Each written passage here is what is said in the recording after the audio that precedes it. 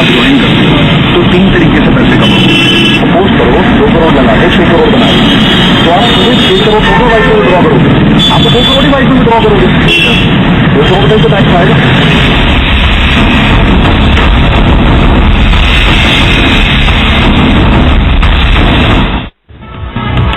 नमस्कार, आप देख रहे हैं जी बिजनेस, आपके साथ मैं हूं अनुया यादव और इस वक्त हम एक बड़ा खुलासा बिटकॉइन पर यहां करने वाले हैं। बिटकॉइन यानी कि वो वर्चुअल करेंसी जिसे आने वाले वक्त में अर्थव्यवस्था के बादशाह के तौर पर देखा जा रहा है, लेकिन हकीकत कुछ और है। हकीकत ये है कि बिटकॉइन को लेकर हिंदुस्तान में फिलहाल कोई पॉलिसी फ्रेमवर्क नहीं है, लिहाजा देश में बिटकॉइन का कोई भी ट्रांजैक्शन गैर कानूनी है। लेकिन आज हम आपको दिखाएंगे कि कैसे नियम कानून को ताक पर रखकर बिटकॉइन के धंधेबाज करोड़ों रुपए के वारे कर रहे हैं, कैसे रातों रात रईस बनाने के लालच देकर बिटकॉइन के अंडरग्राउंड एजेंट भोले भाले लोगों से लाखों रुपए की ठगी कर रहे हैं। बिटकॉइन क्या है, वर्चुअल स्पेस में कैसे ये चलता है, बिटकॉइन का पूरा कारोबार, ये सब हम आपको बताएंगे। लेकिन सबसे पहले आप ये देखिए कि किस तरह सिस्टम की आंखों में धूल झोंककर लोगों के साथ ठगी कर रहे हैं बिटकॉइन के धंधेबाज।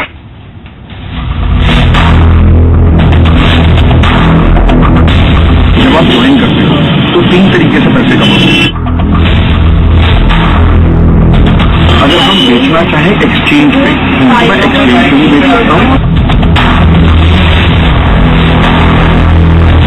नहीं बैठे बैठे मैं उसको ट्रांसफर करूंगा, सिक्योर उसको ट्रांसफर देंगे, कैश में पास आ जाएगा। अभी जो भी पैसे लगाता है इसका 5% आपको आएगा। बिटकॉइन की शान में कसीदे पढ़ने वाले इस शख्स की बातें सुनकर कोई भी इसके झांसे में आ सकता है, लेकिन बिटकॉइन के गैर कानूनी कारोबार में पैसे लगाने वालों का हश्र क्या होता है, ये जानकर आप हैरान रह जाएंगे। जरा सुनिए उन बदनसीब लोगों की आप बीती जिन्होंने अपनी रकम दुगुनी करने के लालच में लाखों रुपए बिटकॉइन डील में फंसा दिए। एजेंट के माध्यम से ये बताया गया था कि जो आपका पैसा है आप उसमें इन्वेस्ट करेंगे तो आपको उसका 10% जो है ब्याज मिलेगा। 18 महीने आपका पैसा ब्लॉक रहेगा, लेकिन इसके जरिए आपको ब्याज मिलता रहेगा हर महीने। उसके बाद आपको फिर ये पैसा आपका सेव रहेगा, रिटर्न हो जाएगा। क्या अब पैसे वो 10% रेट ऑफ इंटरेस्ट वापस आ रहा है आपको हर महीने? नहीं, 1-2 महीने आए, लेकिन उसके बाद उनका कोई अता पता नहीं, वो बंद हो गया। उसके बाद कुछ लापता है, कहीं कुछ नहीं है, ना ऑफिस है, ना एजेंट है, नहीं कुछ, कोई सुराग है, कुछ नहीं पता। क्या बता के लोगों ने दिया था आपको? क्या नहीं, देखिए मेरे फ्रेंड ने मुझे बताया कि आप बिटकॉइन में पैसे इन्वेस्ट करो।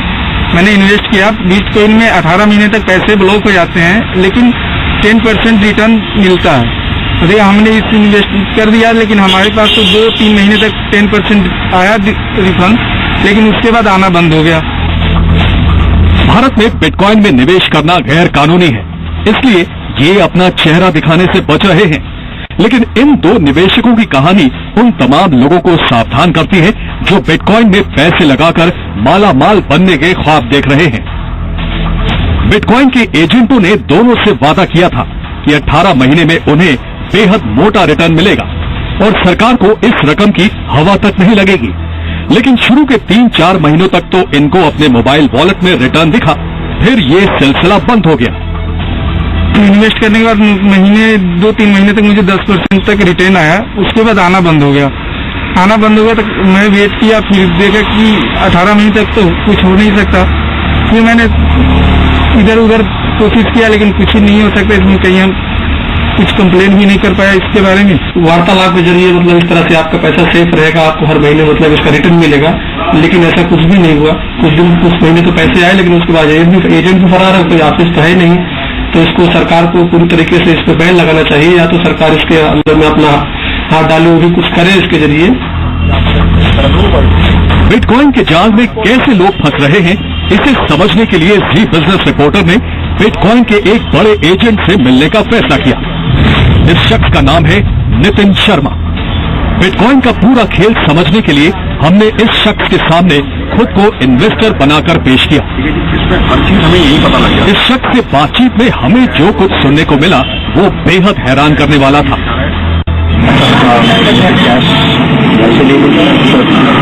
जैसे आप बोलोगे जाना पड़ेगा, जैसे आप बोलोगे। मुझे भाई तो नॉर्मली क्या करता है कि कहीं ना कहीं होटलों में हमारा मिलेगा। हाँ, अभी बीच में हम लोगों ने करी थी एक दो ट्रांजेक्शन। जब आप ज्वाइन करते हो तो 3 तरीके से पैसे कमाते हैं। एक, कंपनी आपको रिटर्न देनी है। उसमें क्या है कि जैसे आपने $2,000 लगाए या $5,000 लगाए, तो $5,000 की जगह आपको 18 महीने के अंदर 21 महीने के अंदर आपको वो $10,000 देंगे। ये मैंने अभी अपने कॉइन एक्ट पे या सीट सेक्ट पे जिसमें भी आप मंगाना चाहते हो आप मंगा सकते हो। उससे मंगा के अगर हम बेचना चाहें एक्सचेंज पे तो मैं एक्सचेंज पे भी बेच सकता हूँ। मैंने एक्सचेंज पे नहीं बेचना, तो एक्सचेंज पे बेचता हूँ तो वाई ट्रांजेक्शन मेरे पास 1.64 रुपीज की पड़ा है। और इसके अवध में मेरे पास सपोज 500 एम कैप तो मेरा ठीक है भाई 500 एम का आज का ₹5 का लीटर $5 का, तो मुझे काम का $4.95 भाई वो खरीद रहा है और में खरीद रहा है मुझसे, तो 5 सेंट 7 सेंट 10 सेंट का फर्क आता है। मैंने कहा ठीक है काम कर, तू मुझे अपना एड्रेस दे, ये वाला एड्रेस, मैं उससे कैश पकड़ूंगा, नहीं बैठे बैठे मैं उसको ट्रांसफर करूंगा, सिक्योर उसको ट्रांसफर देंगे कैश में। दूसरा ऑप्शन इसमें जो है कमाने का वो क्या है कि आप इसमें काम कर सकते हैं लेफ्ट और राइट, अपना बाइनरी बना। हाँ, तो ये तो वही हो गया ना MLM। ये जो भी पैसे लगाता है इसका 5% हुआ है सिक्कों के रूप में, वो वृद्धि कमाई, इसका फायदा आपको भी हुआ।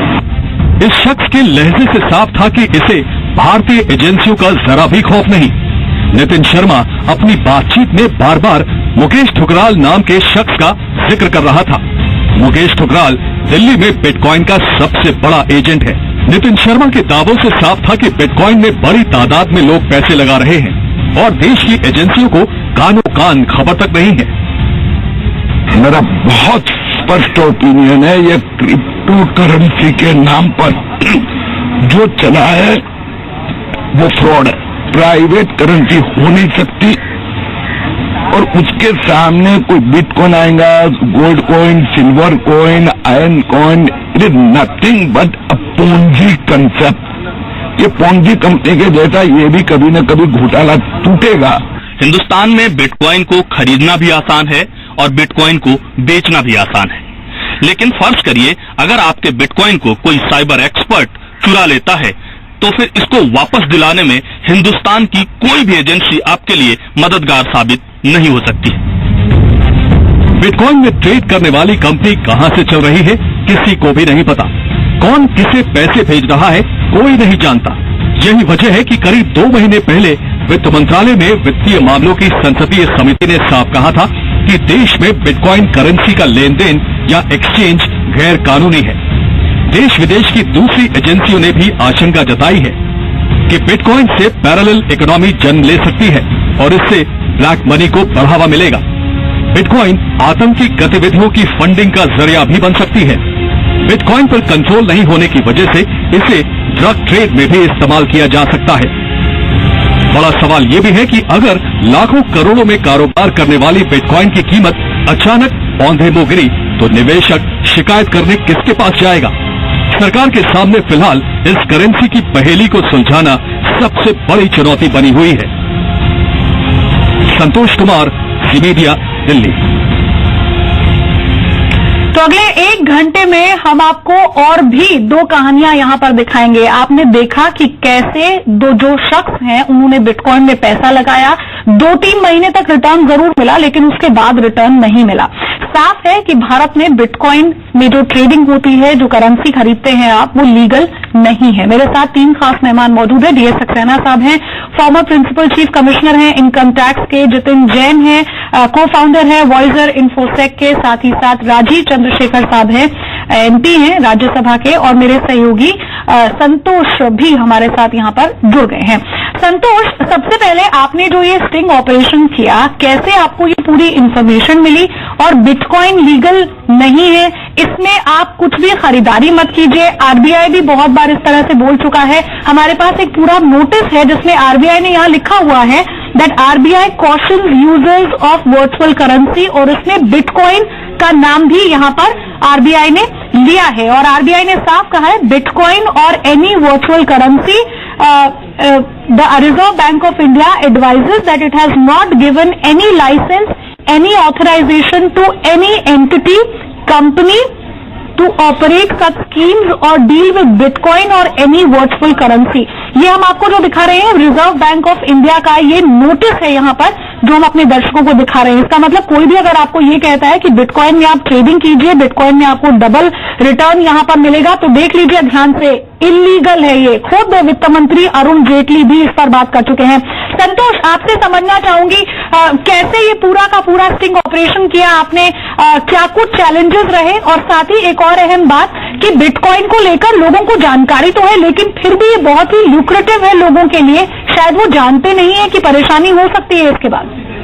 देखिए, लोगों को इस बात की जानकारी नहीं है कि उनको परेशानी हो सकती है। उन्हें जिस तरीके से बताया जाता है बिटकॉइन के बारे में, फेस टू फेस ये मीटिंग होती है, उस तरीके से बड़े बड़े होटलों में मीटिंग की जाती है उसके बाद, और वहां पर उन्हें जिस तरीके से बताया जाता है उससे लगता है कि ये भी एक करेंसी है, ये भी एक अल्टरनेट करेंसी है, लेकिन ऐसा होता नहीं है। उन्हें ये भी बताया जाता है कि आप हिंदुस्तान में नहीं चाहते हैं तो दुनिया के दूसरे देशों में आप कर सकते हैं। कई ऐसी बड़ी बड़ी कंपनियां, हिंदुस्तान के भी उसमें से कई कंपनियों के नाम गिनाए जाते हैं, बड़े उद्योगपतियों के भी नाम गिनाए जाते हैं, लेकिन फिर वाकई होता ऐसा नहीं है। लोगों को ये समझ में आ जाता है कि जो बात कही जा रही है इतने दावे के साथ, इतने कॉन्फिडेंस के साथ कही जा रही है कि वो लोग इसके झांसे में आ जाते हैं, और उसके बाद अपने पैसे, जो कि वो कुछ ही रुपए उसको, जो कि इनकम टैक्स को देना होगा और जिससे उनके पैसे बिल्कुल वाइट हो सकते हैं, जो पैसे थे। सरकार ने भी एक मौका दिया था, और इन पैसों, इस तरह के अगर आपके पास पैसे हैं तो उसको आप वाइट कर सकते हैं, लेकिन लोग वाइट करने से बेहतर ये समझते हैं, वो एक जोखिम भरा फैसला लेते हैं, और इस जोखिम में उनका आगे आने वाले दिन हो सकता है कि बहुत बड़ा नुकसान भी हो जाए, और इस नुकसान की शिकायत करने के लिए वो कहीं नहीं जा सकते। कुल मिलाकर जब इस तरह की शिकायतें आसपास के लोगों से हमने सुनी, तो उसके बाद हमने ये फैसला किया कि इन लोगों को ढूंढा जाए, और इन लोगों को ढूंढने के बाद इनसे मुलाकात की जाए, और मुलाकात करने के बाद उनका जो मॉडस ऑपरेंडी है उसको बेनकाब किया जाए। ठीक है संतोष, आप मेरे साथ बने रहिए। सक्सेना साहब, एक तरह से एक एग्जाम्पल के तौर पर मैं आपको कहूंगी, पी-नोट्स को लेकर सेबी जिस तरह से रेगुलराइज करता है चीजों को, या कितनी क्लैरिटी रखता है, आरबीआई ने वार्निंग समय समय पर दी है। खुद वित्त मंत्री ये बात कह चुके हैं, minister of state finance Arjun Ram Meghwal साहब भी ये बात कह चुके हैं कि वर्चुअल करेंसी में, स्पेशली बिटकॉइन में, जिसमें पिछले दिनों हमने देखा था WannaCry जैसा, जब ये पूरा का पूरा यहाँ पर रैंसमवेयर अटैक हुआ था, उसमें बिटकॉइन में ही करेंसी में पैसा मांगा गया था। ऐसे में इन सबके बावजूद जब इस तरह से बड़ी संख्या में लोग बिटकॉइन में इन्वेस्ट कर रहे हैं, तो क्या कोई अथॉरिटी, क्या कोई कुछ रूल रेगुलेशन यहाँ पर कितनी जल्दी बनना चाहिए, क्योंकि अब शायद समय आ गया है, बड़ी संख्या में लोग अपना काला धन भी इसमें लगा रहे हैं। मैं आपको बताना चाहूंगा कि सेबी ने अभी 2-3 दिन पहले एक कमेटी बनाई है जो इस समस्या पे विचार करेगी।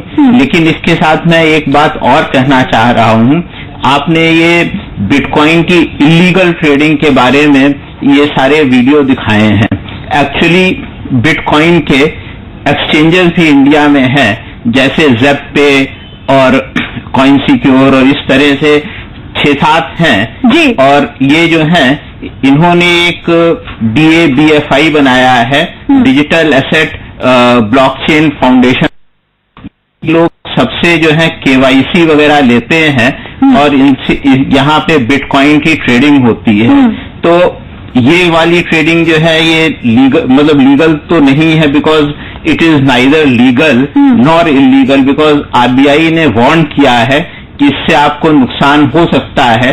लेकिन RBI में ये साफ तौर पे कहा नहीं है कि ये इलीगल है। तो ये जो एक्सचेंजेस हैं, ये आपको बिटकॉइन बेचेंगे तो इस पे GST भी लेंगे, और अगर इनकम टैक्स इनसे आपके ट्रांजैक्शन पूछेगा तो क्योंकि इनके पास आपका KYC है तो ये बताएंगे भी।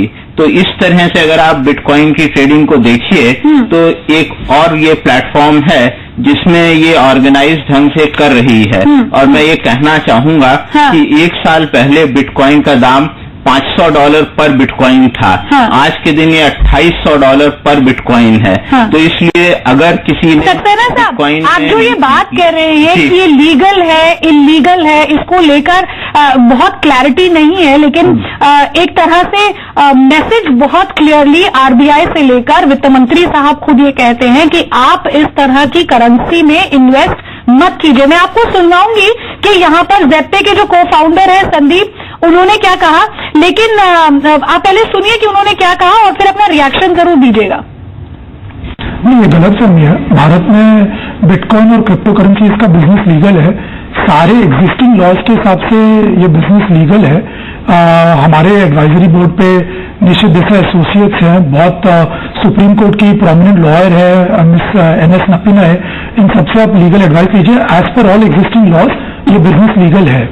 ठीक है, सक्सेना साहब, ये जानूंगी आपसे कि गोयनका जो ये कह रहे हैं, संदीप गोयनका, कि ये लीगल है क्योंकि जो बड़े बड़े सुप्रीम कोर्ट की एडवाइजरी है वो इनके बोर्ड में शामिल है। कैसे, अगर सुप्रीम कोर्ट के जो बड़े लोग हैं वो एडवाइजरी में शामिल हो जाते हैं तो ये ऑटोमेटिकली लीगल कैसे हो जाता है, ये समझना चाहूंगी। एक और सवाल हमने संदीप गोयनका से पूछा था कि आपके पास किस तरह के लोग आते हैं, उनका प्रोफाइल क्या है, सुनिए उन्होंने क्या कुछ कहा। जेप्पे पे या और कोई भी इंडियन एक्सचेंजेस पे अगर आपको बिटकॉइंस खरीदने या बेचने हो तो आपको पैन कार्ड देना पड़ता है और बैंक अकाउंट से ही सारे पेमेंट्स होते हैं। कोई भी एक कंपनीज कैश यूज नहीं करती है। इंडिया में भी सब टाइप के यूजर्स हमारे पास आते हैं जो पैन कार्ड और बैंक अकाउंट देते हैं। काफी लोग, काफी पढ़े लिखे लोग बिटकॉइंस के बारे में पढ़ रहे हैं। बाकी देशों में इसका बहुत सारा चलान हो रहा है। अभी 1 अप्रैल से जापान में बिटकॉइन और क्रिप्टो करेंसी बहुत बड़ी बड़ी कंपनियां एक्सेप्ट करी है पेमेंट के लिए। ऐसे ही लोग पढ़ते हैं, इंटरनेट पे पढ़ते हैं और फिर सोचते हैं कि उनको भी बिटकॉइन खरीदना चाहिए और फिर वो हमारे प्लेटफॉर्म पे आते हैं। सब टाइप के लोग पूरी देश से जिनको इसके बारे में पता चल रहा है वो आ रहे हैं हमारे प्लेटफॉर्म पे। ठीक है, सक्सेना साहब क्या कहेंगे आप? नहीं, मैं तो यही कहना चाहूंगा, जो बात मैंने पहले आपसे कही थी कि ये लीगल भी नहीं है पूर्णतः, वो इसलिए क्योंकि एक आप दूसरी करेंसी यहाँ पे उसमें ट्रेडिंग कर रहे हैं जो कि ना इंडियन करेंसी है ना कोई फॉरेन करेंसी है, it is not backed by any assets. तो एक्चुअली क्लैरिटी लाने के लिए रिजर्व बैंक को ये डिक्लेयर कर देना चाहिए कि ये इलीगल है। जब तक रिजर्व बैंक ऐसा डिक्लेरेशन नहीं देता है तब तक हम अपनी ओपिनियन जरूर बनाएं कि ये इलीगल है, इसको हम इलीगल करार नहीं दे सकते हैं। और जो एक्सचेंजेस हैं, जो 6-7 बिटकॉइन के एक्सचेंजेस, सर माफ कीजिएगा, आपको रोकना चाहूंगी यहाँ पर। मैं अभी जब शो की शुरुआत हुई तो मैंने अपने दर्शकों को ये यहाँ पर रिजर्व बैंक की तरफ से February 1, 2017 में जो एक तरह से नोटिस रिलीज किया गया था वो मैं पढ़कर यहाँ सुना रही थी, जिसमें उन्होंने कहा that Reserve Bank of India advises that it has not given any licence और ऑथराइजेशन। सर, अगर किसी तरह का लाइसेंस और ऑथराइजेशन नहीं दिया जाता है तो वो लीगल है या इलीगल? मतलब ऑफकोर्स सर ये इलीगल ही हुआ ना फिर, अगर ऑथराइजेशन ही नहीं मिला है तो। नहीं, रिजर्व बैंक अगर ये कह देता it is illegal to trade in bitcoins तब ये इलीगल होता। ये तो उनकी सलाह है कि उनको लग रहा है कि ये इलीगल है, उन्होंने कहा तो नहीं है साफ शब्दों में। और मतलब ये पब्लिक अथॉरिटी है, इनको अपनी जो भी बात है साफ तौर पे बोलनी चाहिए कि इलीगल है, आप ट्रेड करेंगे तो जो मतलब इलीगल ट्रेडिंग के जो पेनाल्टी है वो आप पे लगे। ठीक है, मेरे साथ जितिन जैन भी हैं, हमारे साथ स्टूडियो में मौजूद है। जितिन, आप क्या कहेंगे यहाँ पर, क्योंकि आप साइबर एक्सपर्ट हैं, को फाउंडर हैं वॉयजर इन्फोसेक के। मैं ये समझना चाहूंगी कि खुद जेप्पे के जो को फाउंडर है, एक सवाल के जवाब में उन्होंने ये भी माना कि बड़ी संख्या में डीमोनेटाइजेशन के बाद लोगों ने कैश में डीलिंग की, यहाँ पर कैश में बिटकॉइन खरीदे। तो ब्लैक मनी से लेकर यहाँ टेरर फंडिंग के साथ साथ ड्रग ट्रेड, इन सब का जाल जो है वो बड़ा होता जा रहा है बिटकॉइन के साथ, ये मानते हैं ये? देखिए, इसमें हमें 2-3 मुद्दों को अलग करके रखना होगा। मेरी ओपिनियन में मैं स्पष्ट तौर पर कहता हूं बिटकॉइन पर ट्रेडिंग पूरी तरह लीगल है और ऐसी आरबीआई का जो आपने सर्कुलर दिखाया वो भी एक एडवाइजरी है कि आप इस तरह की पॉन्जी स्कीम्स में ना फंसे, आपका नुकसान हो सकता है। कहीं पे भी ये नहीं कहा गया है कि इलीगल है। बिकॉज आप देखिए जो एक डिबेट है बहुत बड़ी, जो ज्यादातर लोग कह रहे हैं कि बिटकॉइन को आप रेगुलेट कीजिए, KYC लेके आइए, टैक्स लेके आइए, उसमें जो डिबेट है वो बस इतनी है कि आप उसके ऊपर अगर करेंसी मानते हैं तो वो तो एक अलग डिबेट, अगर आप उसको कमोडिटी भी माने तो आप उसके ऊपर जो टैक्स गवर्नमेंट का बनता है वो दीजिए, और कौन ट्रेड कर रहा है उसका KYC नॉर्म से उसको पूरा कीजिए। पर बिटकॉइन एज अ करेंसी या वो जो कमोडिटी है वो डिबेट एक दूसरी तरफ है और उसमें कुछ भी इलीगल नहीं है। और आरबीआई ने भी जो सर्कुलर इशू किया है, एडवाइजरी इशू करी है, वो खाली उस चीज को ध्यान में रखकर है कि बहुत सारे लोग जो पॉन्जी स्कीम्स चला रहे हैं, जैसा कि आपका चैनल दिखा रहा है कि बिटकॉइन में पैसा लगाइए वो डबल हो जाएगा, उसमें भी दो तरह के लोग हैं। पहला एक वर्ग ये कहता है कि आप बिटकॉइन में पैसा लगाइए, आपको 18% इंटरेस्ट मिलेगा, क्योंकि देखिए बिटकॉइन की वैल्यू पिछले एक साल के अंदर 40,000 रुपए से 1,80,000 रुपए हो चुकी है, तो उसके बीच में वो दलाली कमा रहे हैं। दूसरा एक वर्ग ऐसा है जो पॉन्जी स्कीम चला रहा है, जो आपको ये कहता है कि भाई आपके पैसे से हम एक बिटकॉइन खरीदेंगे और चाइना में उसके बिहार पर सर्वर खरीद के बिटकॉइन माइनिंग करी जाएगी। एक मिनट, आप जो इसे लीगल कह रहे हैं, मैंने आपको आरबीआई का ये नोटिस दिखाया जो कह रहा है that you should not trade. I think that's more than you should not trade, आपका नुकसान हो सकता है। ठीक है, पॉन्जी स्कीम आप इसे खुद मानते हैं? नहीं, पॉन्जी स्कीम दूसरी है। पॉन्जी स्कीम जो चल रही है वो ये कहते हैं कि आपके बिहार पे बिटकॉइन की माइनिंग करेंगे। वित्त मंत्री अरुण जेटली जो यहाँ पर कहते हैं पार्लियामेंट में कि आप बिटकॉइन जैसी करेंसी में ट्रेड नहीं कीजिए, इस तरह की क्रिप्टो करेंसी में आप ट्रेड मत कीजिए, उसका मतलब क्या है? मतलब देश का वित्त मंत्री जो बात बोल रहा है हम उस पर गौर नहीं करेंगे। उसी वित्त मंत्रालय ने तो कमेटी बिठाई है कि बिटकॉइन को रेगुलेट करें या इसको लीगल इलीगल डिक्लेयर करें, उसका फैसला भी आना बाकी है। देखिए आपको चीज समझनी होगी, जो आपने ड्रग ट्रेडिंग की बात करी, आपने टेरर फाइनेंसिंग की बात करी, आपने इलीगल चीजों, दो जो कैश करेंसी है, जो रिजर्व बैंक की करेंसी है, उसका हार्ड करेंसी भी उसका इस्तेमाल उसके अंदर होता है। तो उसका मतलब ये तो नहीं कि आप भारत में सरकार के नोटों को बैन कर देंगे। देखिए एक चीज को हमें समझना होगा, इसमें आपकी बात सही है कि बिटकॉइन का इस्तेमाल, बिकॉज ये अनोनिमस करेंसी है, डिसेंट्रलाइज करेंसी, किसी का कंट्रोल, अनोनिमस करेंसी है, वही बहुत बड़ी मिसयूज ज्यादा हो रहा है, इसका हो रहा है। देखिए डीमोनेटाइजेशन हुआ देश में, वो इसलिए हुआ कि ब्लैक मनी पर रोक लग सके। टेरर फंडिंग किस तरह से किन अलग अलग जरिए से देश के अंदर आ रही है वो भी हमने देखा। डीमोनेटाइजेशन में लोगों ने सोना भी खरीदा, मेट्रो के कार्ड भी खरीदे, इसका मतलब ये तो नहीं है कि सोना और मेट्रो के कार्ड को इलीगल डिक्लेयर कर दिया जाए। ये लोगों ने मिसयूज किया। तक जो मीडियम है, मीडियम लीगल है, पर देखिए दर्शकों को और आपको सबको ये जानना चाहिए, जो पॉन्जी स्कीम चल रही है वो ज्यादातर लोग ये कह रहे हैं कि आपके पैसे। राज्यसभा के MP है मेरे साथ, उनसे मैं एक सवाल यहां पर ले लेती हूं। राजीव जी, बिटकॉइन की पॉपुलैरिटी बढ़ती जा रही है, कैसे देख रहे हैं आप इसे? हालांकि वित्त मंत्री खुद ये बात कह चुके हैं कि बिटकॉइन इज इलीगल। देखिए बिटकॉइन और क्रिप्टो करेंसी का ग्रोथ जो है कोई इंडियन फिनोमिनन नहीं है, it's a global phenomenon and it's a phenomenon की financial and economic transactions are moving outside the purview of central banks.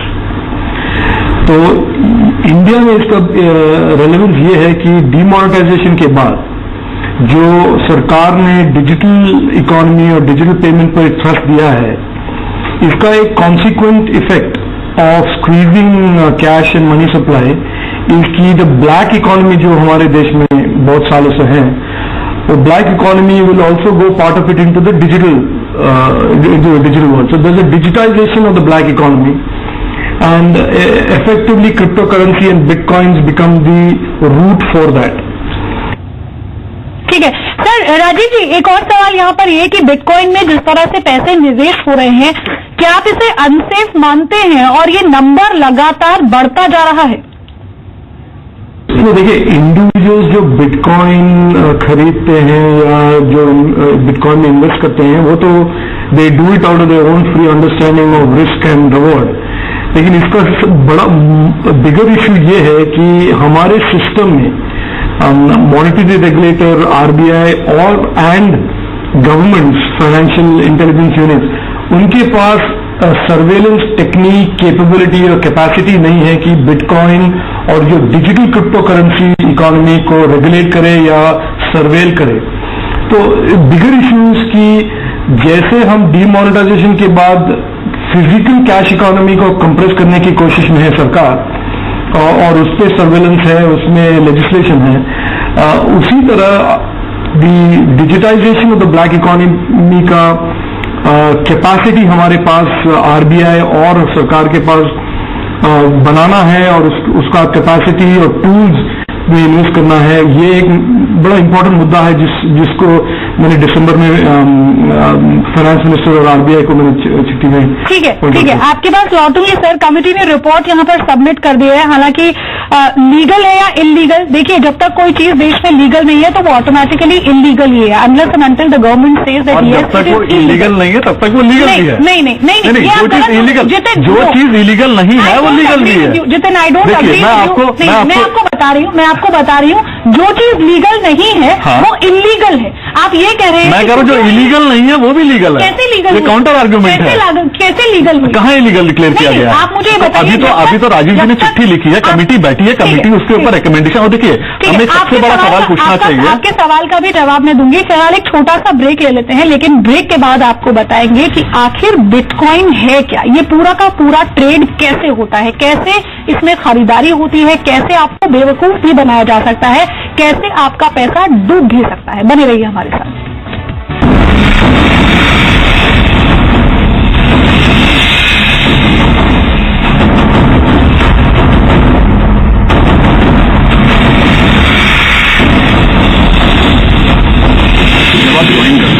तो 3 तरीके से पैसे कमाओ।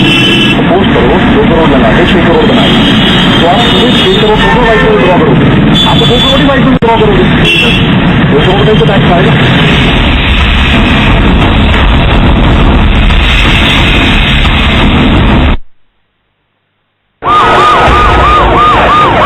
वो कहेंगे सर झुकाओ, झुकाओगे? वो कहेंगे पक्का मारो, मारोगे? भाइयों बहनों, अब वो सब नहीं चलने वाला। बदलना चाहते हो कि नहीं? तो जोर से बोलो, कार लो, बेकार।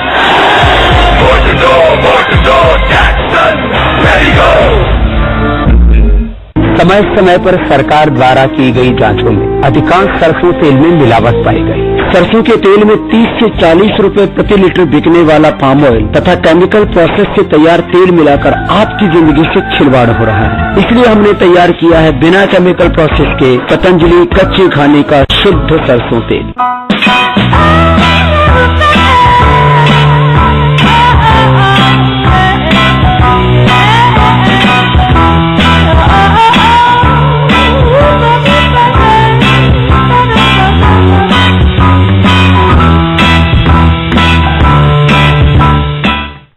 जोरदार तालियों के साथ स्वागत रेखा चौधरी जी का। ना मुझे पता था मुझे कुछ करना है। इस रविवार दोपहर 1 बजे जी बिजनेस पर powered by introducing international standard air and RO water purifiers products from future choice group, a leading diversified business group assuring future.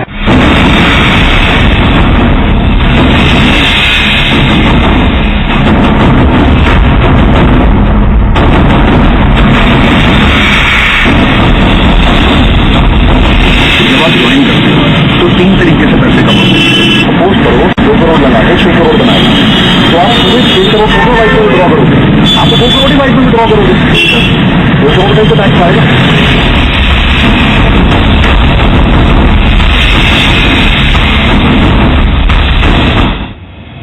अब आपको ये बता देते हैं कि आखिर बिटकॉइन होता क्या है और ये काम कैसे करता है।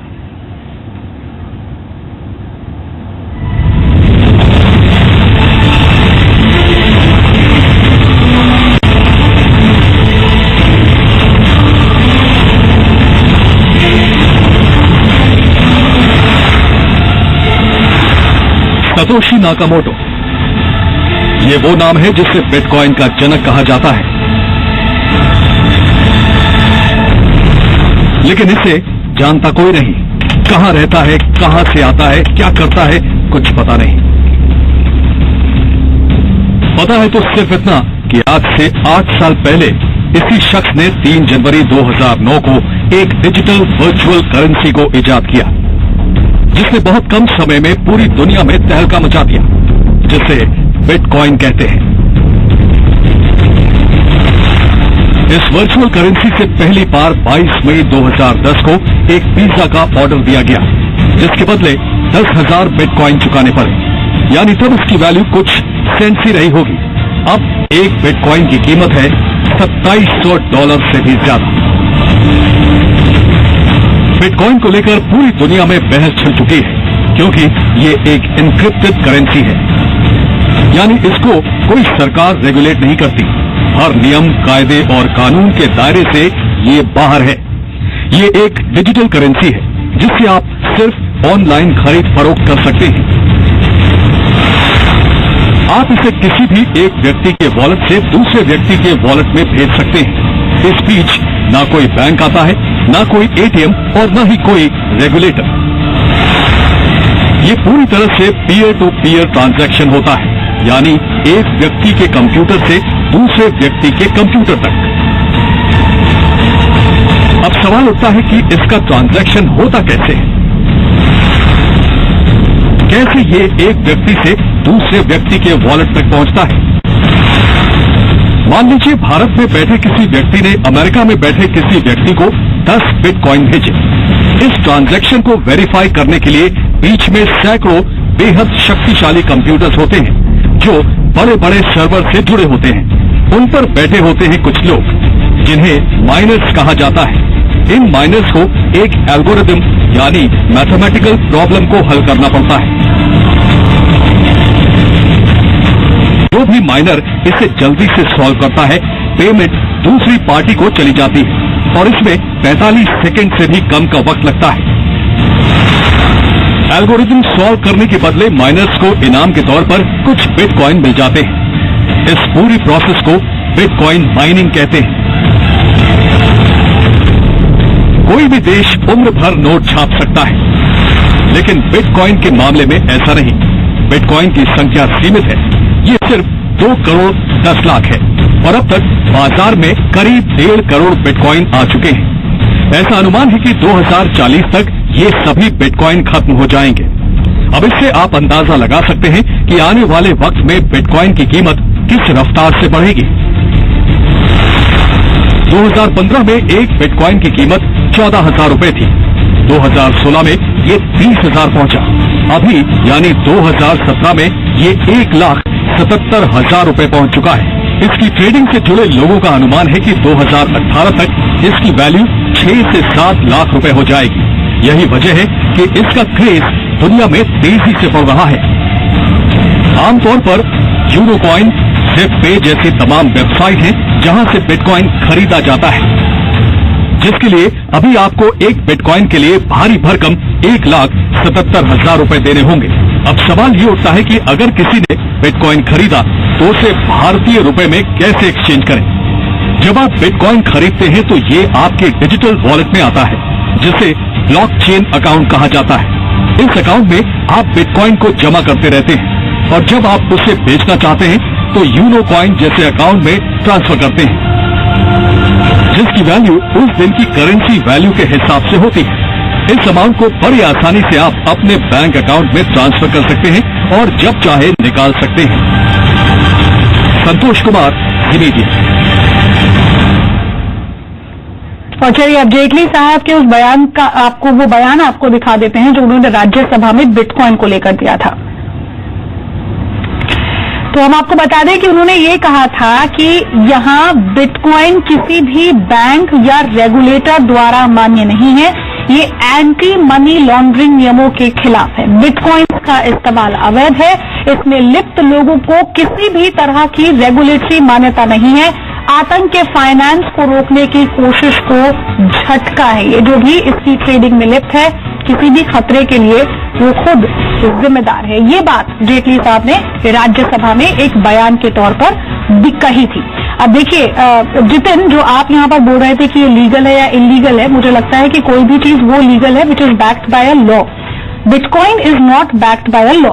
सक्सेना साहब, अगर किसी शख्स का पैसा बिटकॉइन में फंस जाता है और एग्जाम्पल के तौर पर 2 लोगों ने क्या कुछ कहा वो भी हमने आपको दिखाया। एक बार संतोष के पास चल लेते हैं। संतोष, जिन 2 लोगों की बाइट आपने अपनी पहली स्टोरी में दिखाई थी, जिन्होंने कहा था कि 2-4 महीने तो पैसा आया लेकिन उसके बाद पैसा नहीं आया, बताइए कि क्या उन्होंने बिटकॉइन में इन्वेस्ट किया था और अब उनकी परेशानी क्या है? मतलब पैसा वापस नहीं मिला है, पैसा डूब गया है। देखिए पैसा तो वापस मिल नहीं सकता है ना, क्योंकि वो उन्होंने 18 महीने के लिए इन्होंने ब्लॉक हो गया वो पैसा। अगर आप बिटकॉइन में पैसे लगाते हैं तो कल आप निकालना चाहते हैं तो कल आप नहीं निकाल सकते, क्योंकि आपके पैसे को 18 महीने के लिए और अभी जो फिलहाल है वो 21 महीने के लिए ब्लॉक कर दिया जाता है। और उसकी एवज में आपसे कहा जाता है कि 10% नहीं, अब तो ये दोगुना 21 महीने में दोगुना कर रहे हैं, तो लगभग 10% के आसपास। और पहले भी यही बात कही जा रही थी। तो कुल मिलाकर ये कह सकते हैं कि जिस तरीके से उन लोगों ने पैसे लगाए वो अब क्योंकि उतने ज्यादा जानकार नहीं थे, इसी तरीके से जैसे आम निवेशक होते हैं हिंदुस्तान में, वो बहुत ज्यादा कुछ नहीं जानते हैं किसी चीज के बारे में। कहीं और सुनी जाने वाली चीजों के आधार पर अपने दोस्तों, अपने पारिवारिक रिश्तेदारों के आधार पर जो बात कहते हैं उसके आधार पर वो निवेश कर देते हैं और आखिर में वो ठगे जाते हैं। हाँ। तो ये हमारा मकसद है। बिल्कुल, मकसद यही है। और एक बार राजीव चंद्रशेखर साहब के पास से लेते हैं। चंद्रशेखर साहब, बिटकॉइन को लेकर आपने एक चिट्ठी लिखी थी, क्या लिखा था आपने उसमें? डिमोनेटाइजेशन के बाद ये लिखा था कि demonetisation is a good step, लेकिन डीमोनेटाइजेशन और डिजिटाइजेशन का एक कॉन्सिक्वेंशियल इफेक्ट है कि हमारा जो सिस्टम है उनके surveillance and monitoring and regulatory capacity requirements change considerably, and उस चेंज को समझना, उस चेंज पर रिएक्ट करना, उस चेंज को पर रिस्पॉन्ड करके हमारे पास टूल्स और पीपल और कैपेसिटी बनाने में हमें कुछ अर्जेंसी दिखाना है। यही मैंने पॉइंट आउट किया था कि डीमोनेटाइजेशन इज वन स्टेप, लेकिन post demonetisation the requirements of the government and the RBI to create the framework to regulate the digitization or the possible digitization of the black economy is very important. ठीक है सक्सेना साहब, जो मैं आपसे पूछ रही थी, कोई लीगल अथॉरिटी तो है नहीं इसके पीछे। अगर लोगों का पैसा डूब जाता है किसी इन्वेस्टर का, तो ऐसे में उसको उसका पैसा वापस मिले, रिकवरी हो, इसकी पॉसिबिलिटी कितनी है? और अगर इसकी पॉसिबिलिटी नहीं है तो कितना बड़ा घोटाला आप इसे मानते हैं? मैं आपसे कहना चाहूंगा, जिन लोगों को आप दिखा रहे थे ये लोग कुछ फ्लाई बाय नाइट ऑपरेटर्स हैं। एक्चुअली जो ये बिटकॉइंस हैं ये इनके जो है एक्सचेंजेस इंडिया में हैं, और उनके थ्रू अगर कोई करे तो उसको इस तरह का डेंजर नहीं है। अगर आप जानना चाहें तो मैंने बिटकॉइन का थोड़ा स्टडी जो यूएस का IRS है उन्होंने क्या बिटकॉइन के बारे में किया और FBI ने क्या किया, मैं आपको 1 मिनट में मैं बताना चाहूंगा। एक सिल्क रोड करके एक वेबसाइट थी यूएस में जो कि ड्रग सप्लाई करती थी, और उसका पेमेंट जो थी वो बिटकॉइन से लेती थी। तो 2 साल लगे FBI को उसके पीछे जो लोग थे उनको ट्रेस करने में। इसलिए बिटकॉइन से एनोनिमिटी होती है और इससे कई बार गैर कानूनी काम भी होते हैं। ये जो है MLM that is multi level marketing, और जो कि पॉन्जी स्कीम कहलाती है, इसमें भी पाए जाते हैं। और बिटकॉइन की लोगों के मोबाइल वैलेट्स में चोरियां भी हुई हैं। तो इस तरह का काम होता है। हाँ, सर मैं वही कह रही हूँ कि कोई अथॉरिटी तो है नहीं। अगर किसी के वॉलेट से इस तरह से बिटकॉइन चोरी हो जाते हैं तो वो आदमी कहाँ जाएगा? मतलब समझ ले कि पैसा डूब गया। नहीं, वो तो कहीं नहीं जाएगा, क्योंकि बिटकॉइंस के जितने भी ट्रांजैक्शंस हैं ये सारे ट्रांजैक्शन इरिवर्सिबल है। और जहां तक US IRS का सवाल है, इन्होंने एक कॉइन सिक्योर करके एक जो बिटकॉइन का एक्सचेंज था उससे जो था डिटेल्स मांगे, तो उस पे लाखों लोगों ने ट्रेडिंग की थी, लेकिन सिर्फ 802 लोगों ने इनकम टैक्स रिटर्न्स में बिटकॉइन के ट्रांजैक्शंस बताए थे। तो उसका इन्वेस्टिगेशन आज भी जारी है, और इतने लोग इन्वॉल्व थे कि उन्होंने सिर्फ $20,000 से ज्यादा का इन्वेस्टिगेशन किया।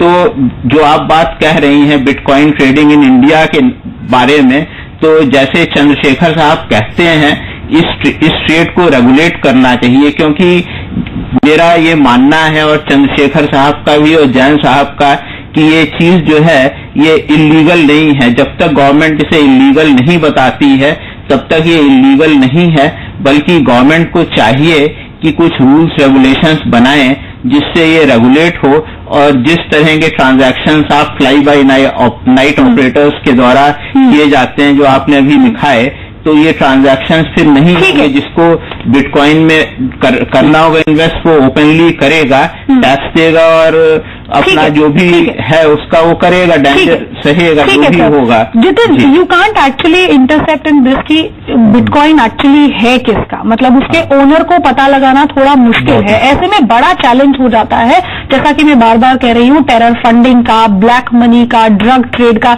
ऐसे में सरकार के लिए कितना बड़ा चैलेंज होगा एक्चुअली इसे क्रैक करना, पता लगाने के लिए, अगर इन सब चीजों में इसका इस्तेमाल हो रहा है तो। देखिए, अगर हम जो सवाल मेरे कलीग्स ने कहा कि हमें बिटकॉइन को रेगुलेट करना चाहिए, अगर हो पाए तो मैं भी समर्थन करूंगा, खुशी होगी। मगर अगर मैं साइबर एक्सपर्ट कहूं तो सवाल ये नहीं है कि क्या हमें रेगुलेट करना चाहिए कि नहीं करना चाहिए। सवाल ये है कि क्या रेगुलेट करना तकनीकी तौर पर संभव है। और मेरा इसके अंदर मुझे पूरा का पूरा जो मैं विश्वास के साथ कह सकता हूं कि ये टेक्निकली संभव नहीं है और इन्फोर्सेबल नहीं है। आप कानून तो जरूर बना पाएंगे, आप रेगुलेशन भी बना पाएंगे, पर उसको इन्फोर्स करना संभव नहीं, क्योंकि एक तो डिसेंट्रलाइज है, कंट्रोल नहीं है, अनोनिमिटी पूरी की पूरी है। तो अब हमारे पास जो चीजें बचती है, हमें ये देखना होगा कि लोगों को हम क्या बताएं, उनको किस तरह की हम जागरूकता दें। तो एक, अगर आपको जैसे बहुत सारे साइट्स के बारे में आपने बताया, आपको जानकर ये खुशी होगी, आश्चर्य भी होगा कि बहुत बड़े बड़े जो वेबसाइट्स हैं, माइक्रोसॉफ्ट कंपनियां हैं, माइक्रोसॉफ्ट हो गया, विकिपीडिया हो गया, डेल हो गया, एक्सपीडिया हो गया, ये सारी की सारी वेबसाइट्स विंडोज स्टोर के ऊपर अपने और वेबसाइट्स के ऊपर बिटकॉइन में पेमेंट एक्सेप्ट कर रही हैं। आप अपने माइक्रोसॉफ्ट अकाउंट को बिटकॉइन से लोड कर सकते हैं। तो ये मनी लॉन्ड्रिंग तो नहीं है। और जहां तक वित्त मंत्री जी का बयान है, वो भी एक चिंता के संदर्भ में दिया गया है कि लोगों का जो नुकसान हो रहा है, जो पॉन्जी स्कीम चल रही है, जैसा भी आपने अपने चैनल में दिखाया कि लोग कहते हैं कि भाई आप बिटकॉइन माइनिंग कीजिए, इतना पैसा डालिए, हम आपके बिहाफ पे हम माइनिंग करेंगे, आपके सर्वर होंगे चाइना में, आप जब चाहे कैमरे से देखिए, 2 साल में कीमत दुगनी हो जाएगी। तो वो सारा का सारा जो ये आप मल्टी लेवल मार्केटिंग चलती है, पॉन्जी स्कीम चलती है, ये सब फ्रॉड है। और जिन लोगों को आपने चैनल पे दिखाई, सारे लोग वही काम कर रहे हैं। मगर जैसे जेडपे हुआ, जो अच्छी कंपनी, जो केवाईसी अगर आप उसको लेके और पूरा का पूरा बिटकॉइन में आप टैक्स भर रहे हैं, तो उसमें कुछ इलीगल नहीं है। मैं बताता हूं क्यों। अब बिटकॉइन है क्या, अगर आप उसे करेंसी मानते हैं तो इलीगल नहीं है, पर आरबीआई तो इसे करेंसी भी नहीं मानता, तो उसके तरह से उसके हिसाब से उसकी वैल्यू 0 है। तो ना तो आप किसी के ऊपर उसको प्रोसिक्यूट कर सकते हैं, ना किसी के ऊपर एंटी मनी लॉन्ड्रिंग का चार्ज लगाएंगे।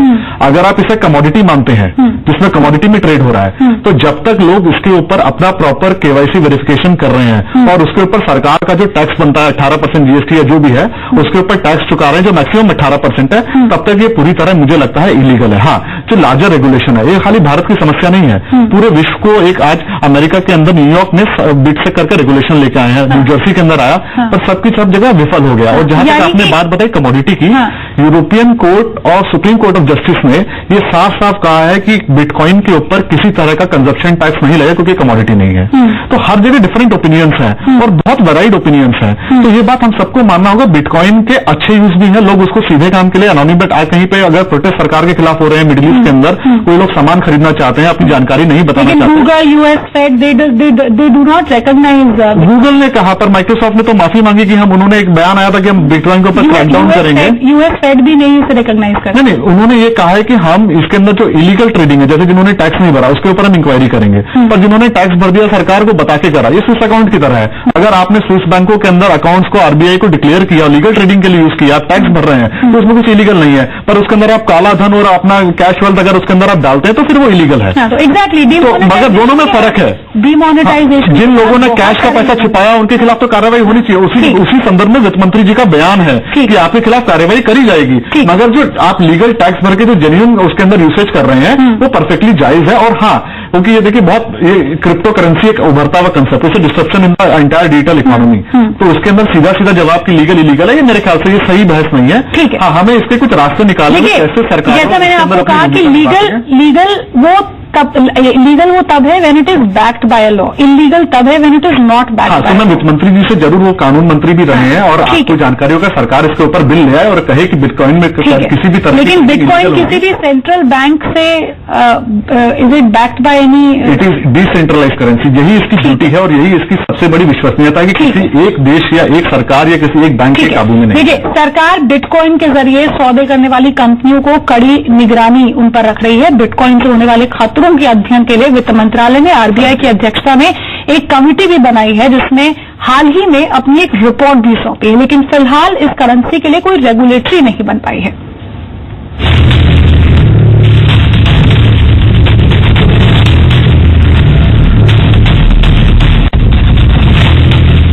नोटबंदी के जरिए काली नकदी पर चोट हो या फिर बेनामी कानून के जरिए प्रॉपर्टी सौदों पर निगरानी, काले धन पर नकेल कसने के लिए सरकार एक के बाद एक बड़े फैसले ले रही है।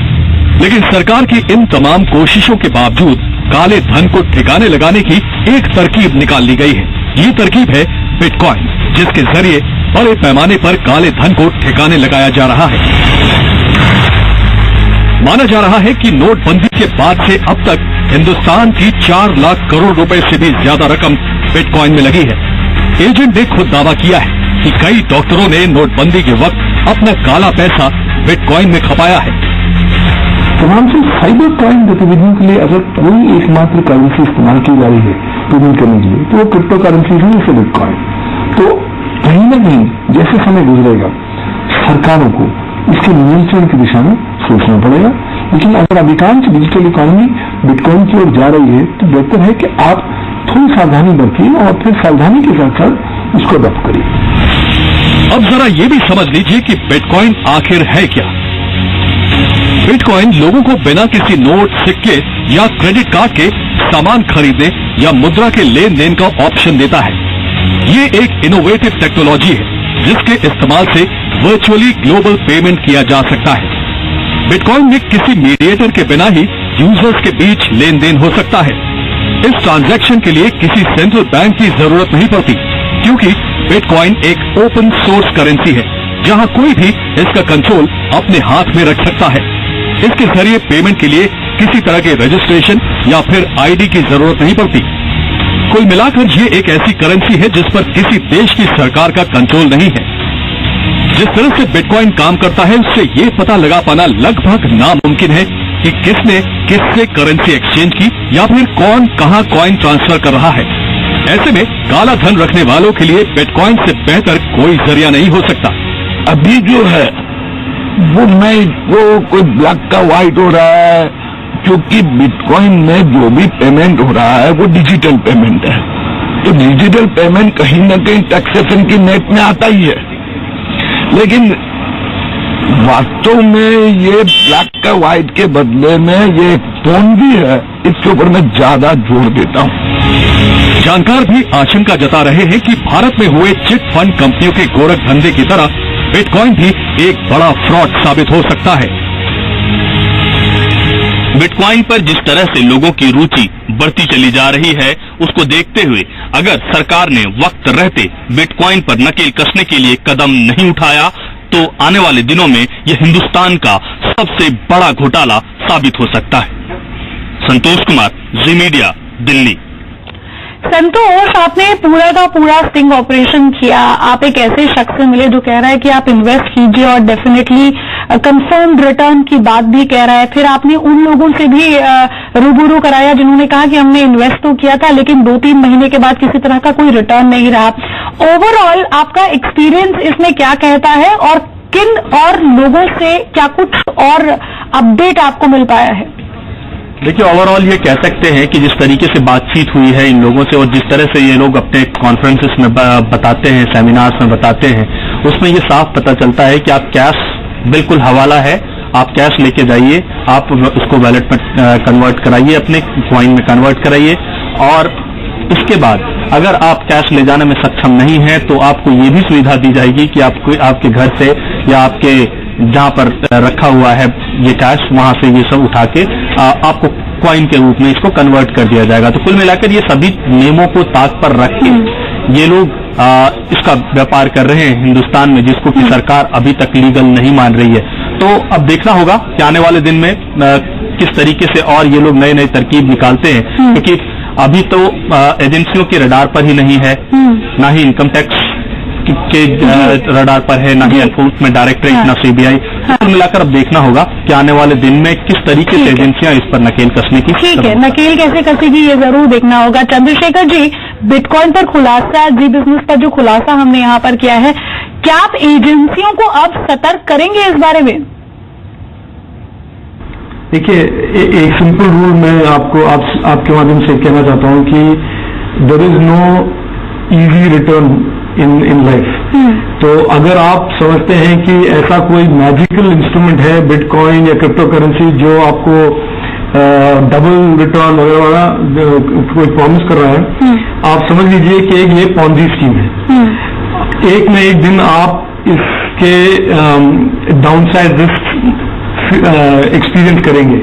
ऐसा कोई करेंसी नहीं है वर्ल्ड में, डिजिटल और नॉन डिजिटल, जिसके रिटर्न्स होंगे इतने high. Normal currency, cross currency speculators also, अगर आप रुपी डॉलर करें या रुपी पाउंड करें, उसके रिटर्न्स होंगे 10, 15, 20%। तो अगर कोई आपको प्रॉमिस कर रहा है कि आप बिटकॉइन में इन्वेस्ट करें और आपका रिटर्न दुगना हो जाएगा एक्सेट्रा एक्सेट्रा, ये आप समझ लो कि एक पॉन्जी स्कीम है। ये ना तो बिटकॉइन है, ये ना करेंसी है, ये एक प्योर एंड सिंपल रैकेट है। कुल मिलाकर लोगों को अलर्ट यहाँ पर रहने की जरूरत है। सक्सेना साहब, जैसा कि चंद्रशेखर भी कह रहे हैं कि अलर्ट रहने की जरूरत है, एक सवाल यहाँ पर यह है सर कि जैसा कि मैं बार बार बोल भी रही हूँ, ब्लैक मनी हो, टेरर फंडिंग हो, बहुत सारा पैसा है जो कैश में डीमोनेटाइजेशन के बाद भी बहुत सारे पुरानी करेंसी को बिटकॉइन में यहाँ पर चेंज भी किया गया था। ऐसे में अब कोई आप पता तो लगा नहीं सकते हैं कि किस शख्स की कौन सी करेंसी है, किसने कितना यहाँ पर खरीदा है। हालांकि कुछ सिस्टम है जिसके थ्रू आप केवाईसी अपना दे रहे हैं, तो शायद कुछ सरकार यहाँ पर पकड़ पाए उन लोगों को, लेकिन कैसे कंट्रोल करेगी सर इन सब चीजों पर, और कितना मुश्किल होगा आपको लगता है सरकार के लिए? क्योंकि इस तरह के एजेंट्स बाजार में बहुत सारे होंगे जो बिटकॉइन में इन्वेस्ट करने के लिए आपको ल्योर भी करेंगे। ये काम देखिए मुश्किल जरूर है, लेकिन जो बिटकॉइन है ये आप किसी बिटकॉइन एक्सचेंज से ही खरीद सकते हैं। तो जब आप खरीदेंगे और फिर जब आप इसे बेचेंगे, तो ये दोनों ट्रांजैक्शंस जो हैं ये आपके बैंक अकाउंट से होंगे। तो ये फौरन पता लग जाएगा कि ये जो है, अगर कोई बड़ा ट्रांजैक्शन है तो इसे जो है आपके बैंक अकाउंट से या एक्सचेंज के बैंक अकाउंट से इसे ट्रेस किया जा सकता है। लेकिन जहां तक जैसे आप लोगों ने जो एजेंट्स वगैरह दिखाए, ये मैं कहूंगा कि ये पब्लिक को बेवकूफ बना रहे थे।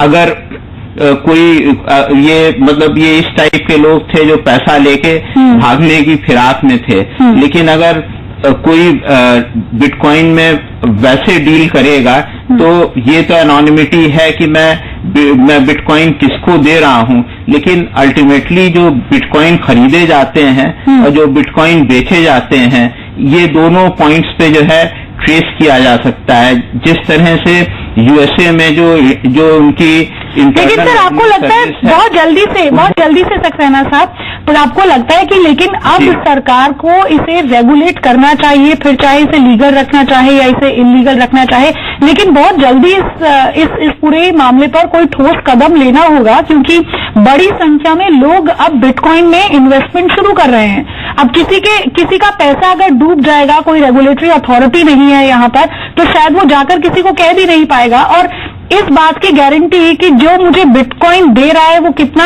सही है शख्स, या फिर वो कंपनी कितनी सही है, इस बात की गारंटी भी कोई नहीं लेगा। आपके सवाल में मैं बीच में आना चाहूंगा, आपके सवाल में इतना एक बेहतरीन जवाब छिपा है।